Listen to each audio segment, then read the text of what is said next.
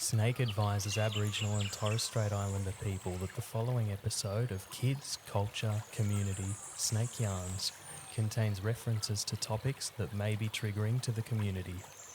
Your social and emotional safety is important. If this recording has brought up any concerns for you, please contact 13Yarn on 139276.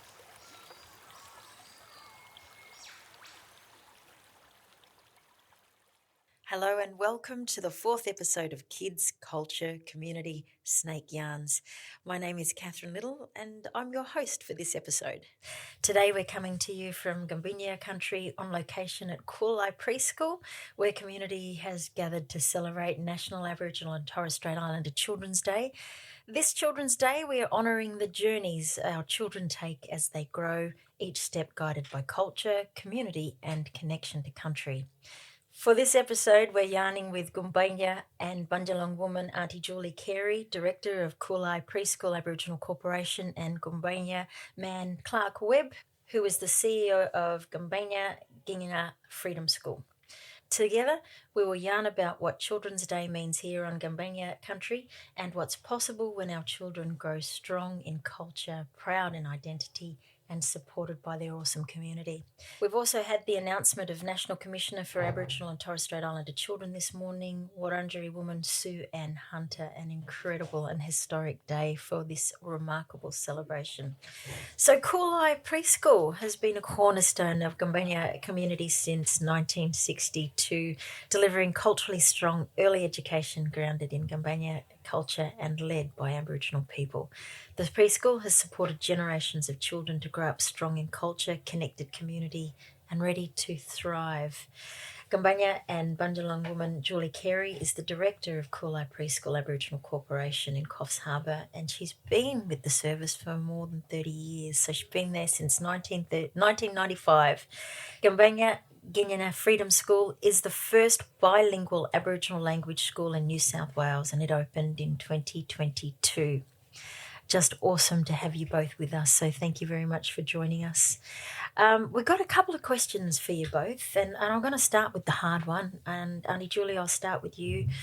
Who made the seafood chowder? Oh, the seafood chowder, yes, that was lovely.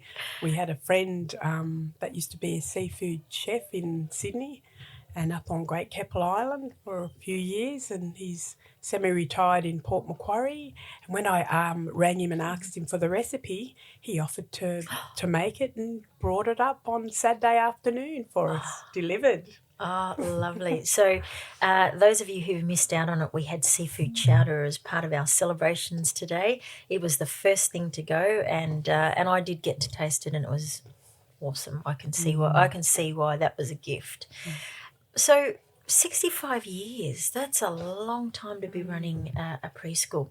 What does it mean to have something so old and so precious to your community? Well, there's really no words to describe it because it's just, we've sort of never known anything else. It's just ingrained the passion that the community have and the support for our children is just amazing, and it's great to be a part of all those relationships over the decades.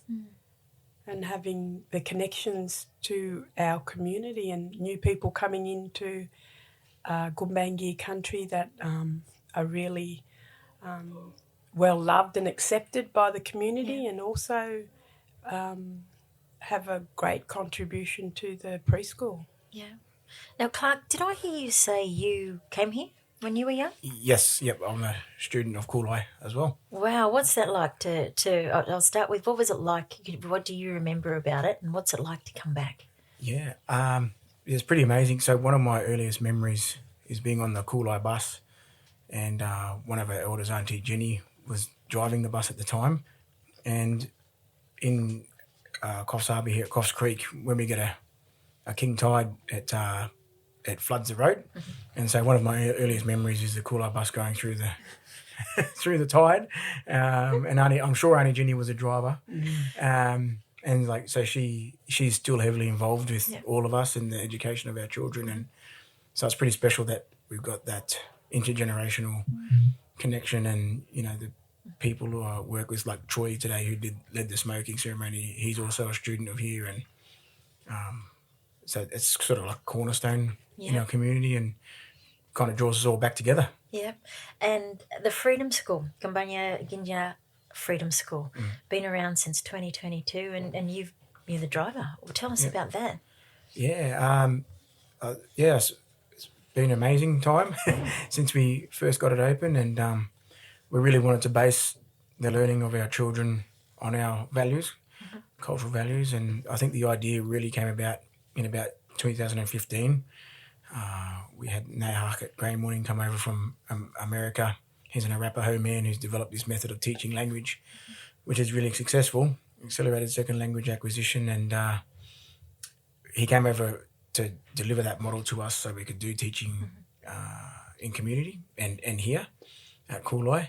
And he was talking about immersion schools that he's seen around the world, and that's what we should be aspiring to. So that was kind of the idea, and we worked in partnership with Kulai for all those years and then opened in 2022, which has been great. And I think one of the first things Aunty Julie said is that we really need to teach our children how to listen, and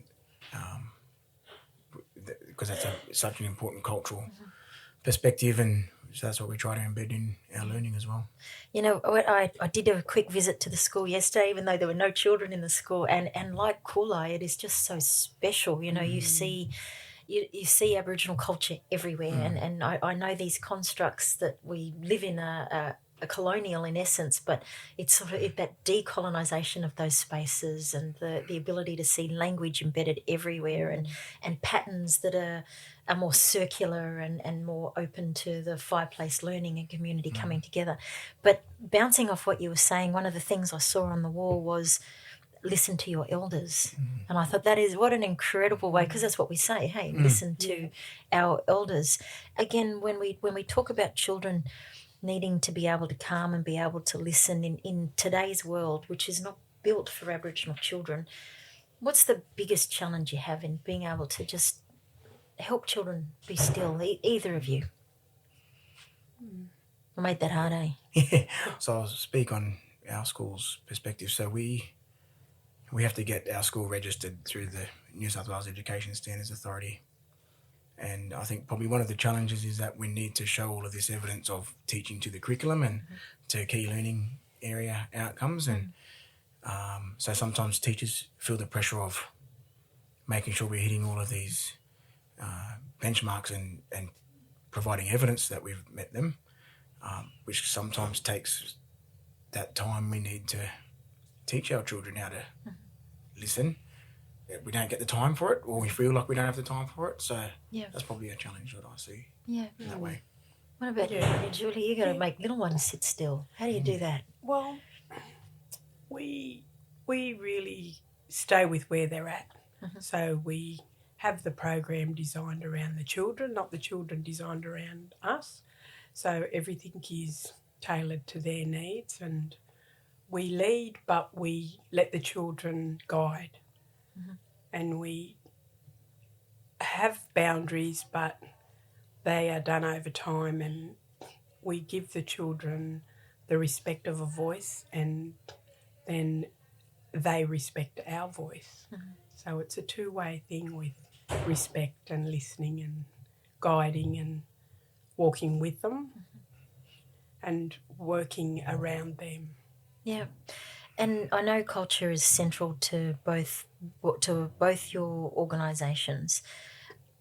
In those early years, Aunty Julie, what does it look like when we say we want our children to know who they are and be surrounded by culture? What does it look like in this sort of environment? It's a very relationship way of working with children, knowing their families, and the children see through us. They can see if we're confident, if we're passionate, if we're listening to them. It's really about being in tune with the children individually and knowing where the children are at. And you can only do that if you have a good relationship with them. And that is the number one key. And one of the challenges is the quality areas. And the quality area for us would be relationship is number one, whereas the educational program is number one. Yeah. Yeah, that's a really good pickup. And I hear it from Aboriginal educators and Aboriginal services right across the country that say these domains that measure our children are looking in the wrong spot for what quality looks like for Aboriginal Torres Strait Islander children, particularly if what you're trying to do is establish the foundations for someone who is able to thrive. When you were here, Clark, I know you've talked about that incredible story of, the bus and those sorts of things, but what was it like to walk into a place where you call everyone auntie? Yeah. Because not everyone gets it. Is that lucky? Yeah. It must have been special because, I sometimes look at our children now and think how lucky they are to have their aunties and their uncles and sometimes Nan and Pop and, that are guiding their education, and it's pretty special. But yeah, I mean, I think we're blessed in that way, and it must have been I don't really remember too much from when I transitioned to primary school, but it must have been a pretty big step for me to go from a family culturally centred place to a mainstream school with, I was the only Aboriginal student then from there. So, so I came to a preschool with just all Gumbaynggirr kids, and then to a primary school with none. I was the only one in a school of 100. And I think, because we'd worked together for a long time, a lot of the team in the preschool over generations, I think that makes a huge difference because everybody has them values. Like I grew up in a very nurturing environment, in a big family where my older siblings taught me a lot and cared for me as well. That was their responsibility. And I did the same for my younger siblings and cousins. And that was just such a wonderful feeling of being loved and cared for. We always knew we were loved and cared for. And I think the majority of the team here and over the years have all had the same experiences. And I think we all have similar values or the same values. Yep. Do you have those values written down, or are they just something you know? I think it's just something you know. It's just something you know and you feel. Yeah. And we get so much more back from children too. Yeah, we learn a lot working with children when they guide you. Yeah. Sometimes they amaze you. Like if you step back when you know when you're in tune and you know when to step back and see how they help each other and support each other, and you understand how they learn and their learning styles and just their personalities and how they grow and probably their strengths as well. You can see their strengths. Yeah. You just got to stand back and let them shine. Clark, your school, with its two-way, really clever two-way learning, what do values look like? Do you call them values, or is it something else? Is it different? Because that's very much, we know these things inherently, and Aunty Julie spoke to it, but that's a Western word. How do you mob pass that on? Yeah, I suppose. So when we first opened our board, and Aunty Julie was a big part of this establishment as well through her directorship, was pillars, maybe 3 pillars. Yeah. So country, culture, and wisdom. And obviously, there's this desire for our children to know their country and their culture through language, but we decided to, away from the word smart or whatever, really wanted to draw on the wisdom of our culture and the wisdom of our elders. So real world problems like climate change, our children become the people that one day are leading the solutions. And I think that was, really important. So we try to embed these for lack of a better word, values through the whole system. And another big one, which our board really were strong on when we first opened, was the happiness of our children. It's not valued enough mainstream. We want our children to be happy. Yeah. Speaking of happy, What does it mean to the community to have a school now available that says, we're going to give you back your language? It's not only give it back, you're not going to know anything other than your language. I hope it's a positive thing. It's a really positive thing. And I've had conversations with people, physiotherapists and OTs that have said, they've been working with students that go to the Freedom School, and I mean, they weren't aware that I was connected to the Freedom School, different places that I've been to socially, and they've talked about how some of the children that they've worked with that have been in the state schools, they've been struggling, and then they've just seen a light switch on when they've started at the Freedom School, and that's just great news to hear that, how well the children are doing once they are in that environment that values their culture and, provides a place of strong belonging, sense of belonging and respect for country and each other and for everything. Yeah. I wonder, this is just curious, right? This is just curious me as another Aboriginal person. We're living in what we used to think was a small town, Alice Springs, not so small really in the scheme of things, but, once upon a time we knew who everybody was. And as the families have got bigger, I don't think we know who everybody is anymore in my home environment. Do you have similar challenges here, and do things like the Kulai and Gumbaynggirr Freedom School, do they help with that sense of community unity as well, knowing who your family is, knowing who your structures are? Yeah, 100%.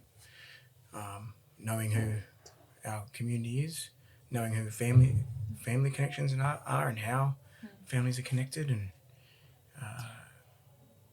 and like kinship structures, that type of thing.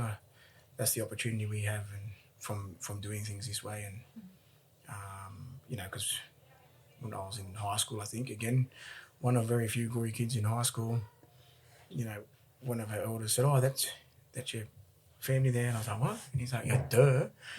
But it's because we didn't have the opportunity to, know, and to be told all the time how we're connected. That's really important to know how you're connected and where you're connected, and it's lovely too when we have new families come, and most of the time someone has a connection to their country.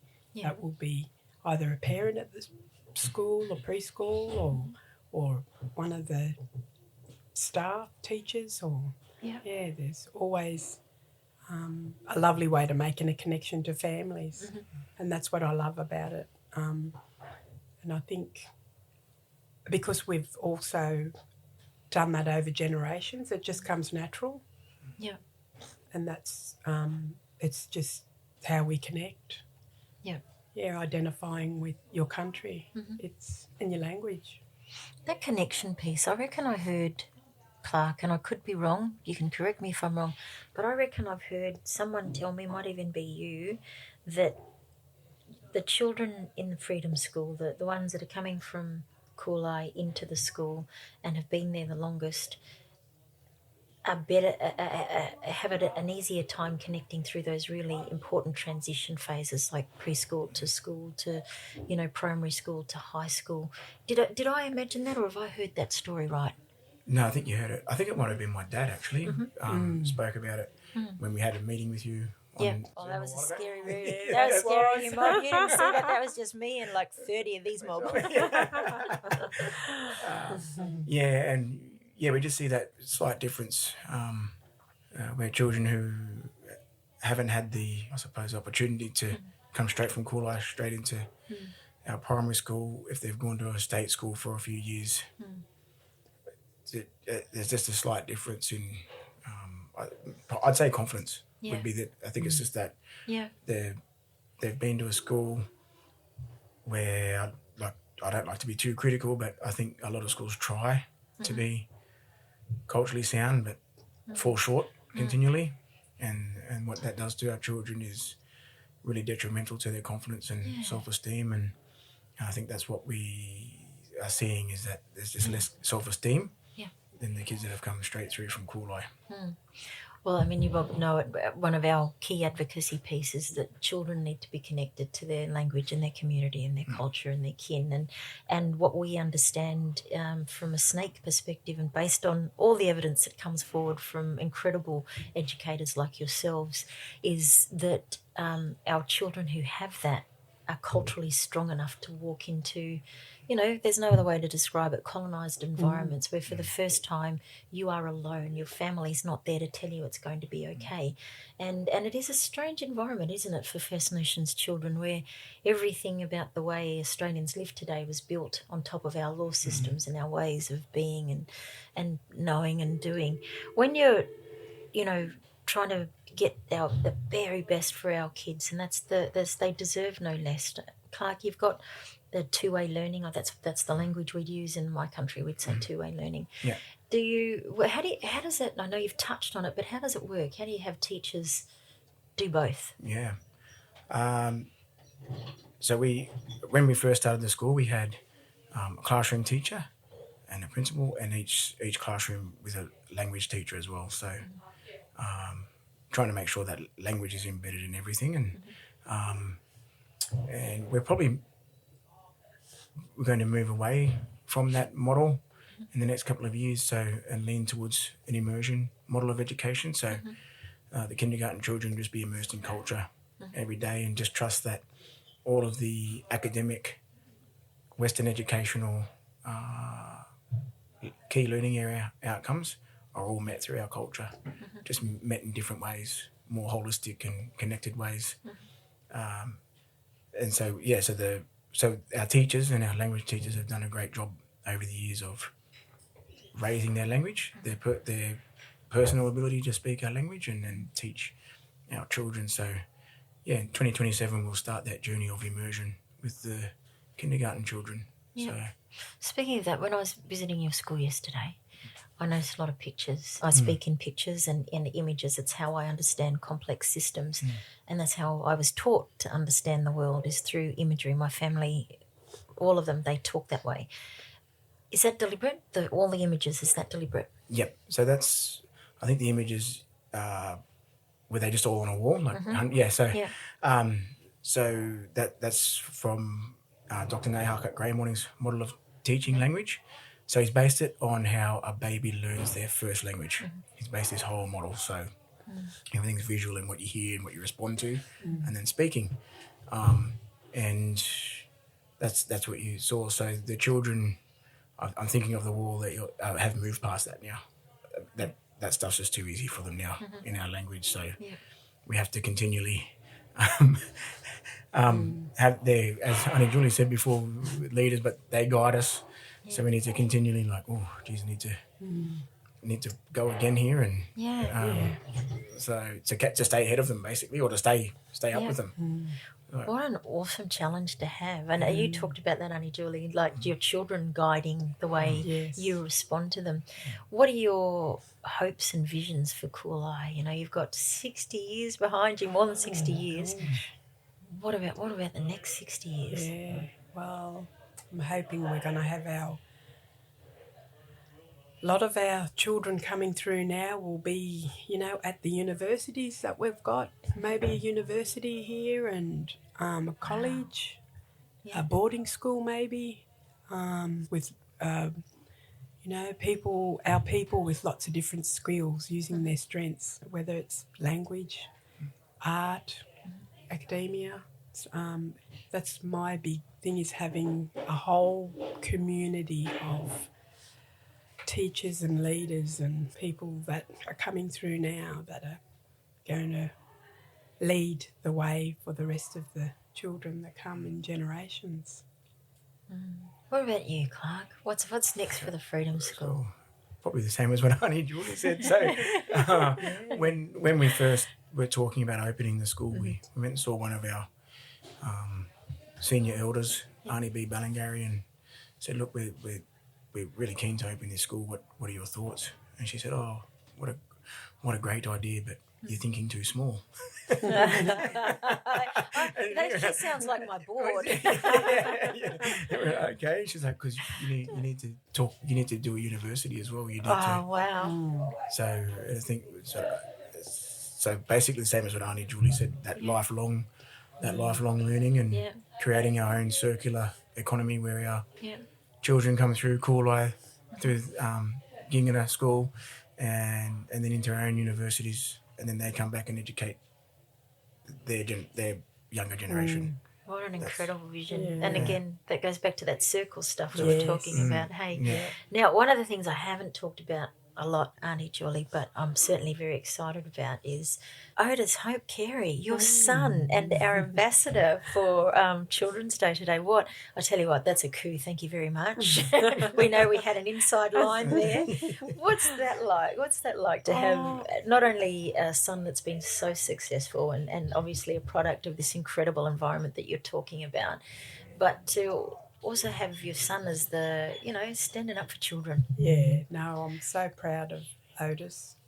And, it's really just a reflection of the community and his families and, there's other people that he really looked up to, like Clark and other people in the community that, were really strong role models for him. Yeah. And I'm very proud that he, like Clark and Troy and some of the others, that actually give back to the community in big ways that are really meaningful and have an impact, strong impact, and really lifts the whole community. Yeah. Yeah, and it's good to see, they're all together. They're all together leading and really supporting the community and the next generations. Yeah.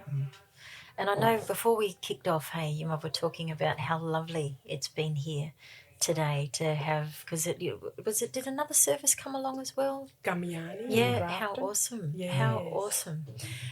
What was it? What did it feel like? I mean, from me, just visiting, wow is all I can tell you. Hey, wow. I'm sorry all of you listening in didn't get an opportunity to see it, and nor did you get the seafood chowder or the barbecue or the ice cream or the coffee. But aside from that, I mean, I'm joking about the food, but come on, everyone knows we got to have good food. Oh, and damper. I'm sorry, I forgot the damper. What did that feel? What does it feel like when you see your community come together at scale like that? Oh, it's just so amazing. That's even hard to describe as well, because everybody just does it and knows how to do it and just knows when to do it. It's just, it's incredible that all the hard work, it's not really hard at the time, but it's all, it's all come to fruit when on days like today, and it's just, it's hard to describe the words for it really. Yeah, probably a bit the same as Aunty Julie, and I think Aunty Jenny Skinner always says, just go with the flow, you fellas. And, and I think that's kind of what we just did today. Like we just went with it and didn't put time restrictions on anything, and we just go with it, and that's what it turns out. And sort of, I mean, as Aunty Julie said before, the children guiding what's happening, and we saw that today. We did, So. Yeah, they were awesome, weren't they? Yeah, and the face painting. I forgot to mention the face painting. Of course. That was awesome. Listen, before we wrap up, because I know I've had you to myself for a very long time now, is there anything I should have asked you or anything you're dying to tell us about? Geez, I must have done a good job. Yeah. Oh, maybe one thing. So, very thankful to have Aunty Julie and other really strong elders when we were first starting our school, is that there was a fear that teaching our children at a bilingual school would hold their literacy and numeracy back, and that's starting to dissipate now. But I think the big thing is that English isn't a prerequisite for learning, and it's not a prerequisite for literacy, and it's not a prerequisite for numeracy. And so when we hold our culture in the highest regard, if we really trust that our culture holds everything that our children need for any facet of life, we'll be fine. And so some, people are like, oh, but our children need this, and they need to navigate the outside world, colonial spaces. And my answer is, well, they'll do it better than what we have, because they're going to walk with so much more pride through their culturally centred education, that those spaces, they will just naturally change those spaces for the better. So probably one thing for me. And I guess for me, like Clark saying that, I do, I do worry about some of our children, and I mean, it happens a bit here, like we get other mainstream services, ringing or referring our children for medication, and I'm not against medication, but we can clearly see it's not the child that they're concerned about. It's more that the child's not being given a sense of belonging and acting out sometimes. And so some other services may see behaviour that we never see. And that's a real concern, because the child is trying to say something and not being listened to. And they're not feeling safe as well to be able to say what it is or to be themselves. And I think that's the most important thing, is they have a voice and they're allowed to be themselves. Well, thank you for creating those incredible places of safety for our children where their voices can be heard, but more importantly, their voices are listened to. It has been an absolutely pleasure to be sitting in the room here with you today, and thank you so much for the invite for us to come and join you for National Aboriginal and Torres Strait Islander Children's Day. It has been an incredible day and I will remember it, so thank you. Thank you. What a great day. Thank you.